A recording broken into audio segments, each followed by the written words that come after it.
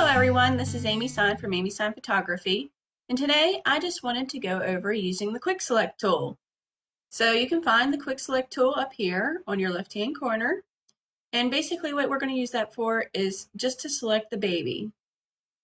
So as you can see, it's going through and it's selecting these areas, and it does a pretty good job of picking out what you want to select and what you don't want to select. However, if you have two colors that are really close in proximity, then sometimes it will select more than you want it to. So especially if I was using a more of a tannish, orangish color of background, because of this wattle sack being orange, it would probably pull the whole entire picture in. But for today, we're just going to focus on using just the regular select tool and with this type of scenario. So basically you see that it selected all of the areas I needed. However, down here, there's a few places that need to be brought in a little bit.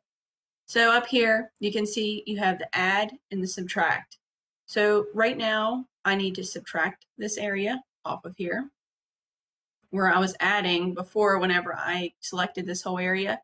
But Photoshop most times will go ahead after you're done doing this the first time, and it'll switch over to the subtract button. So if you go through and you do just a little bit at a time, then you might have to go back and push the add button again so that you can continue doing that until you're ready to subtract some off. So down here between these little strings, I'm going to go and I'm going to, see, and it selected a little bit more than I wanted it to. So I'm going to go back up to the add and just reselect that area. So now you can see that it has selected all around these areas. Now, what I can do to make sure it gets a little bit more out of that is to go up here to feather. So you're going to right click and you're going to hit feather. And feather radius about 20 is good. You can go further if you would like, but 20 should be all right for what I'm doing right now. Another thing that I can do is use the select and mask, which you can see masks off the baby in the areas that I have already selected. But what I can do is just kind of refine that a little bit. So especially if there's like little hairs, like the bottoms right here that it missed, sometimes a little bit of the shadows will get in there so that you can get that area, especially since this area is out of the depth of field in the back. It kind of leaves that little bit of a halo area around it.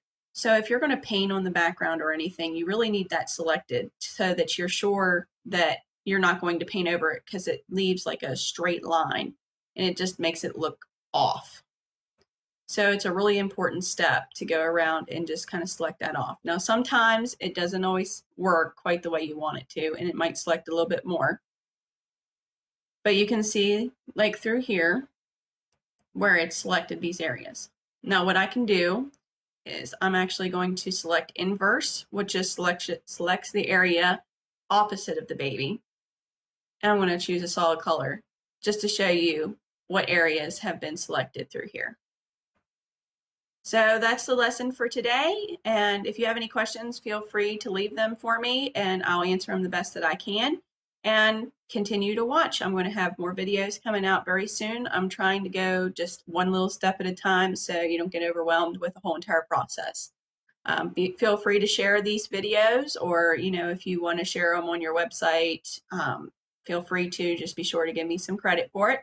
And thank you very much and have a great day. Bye.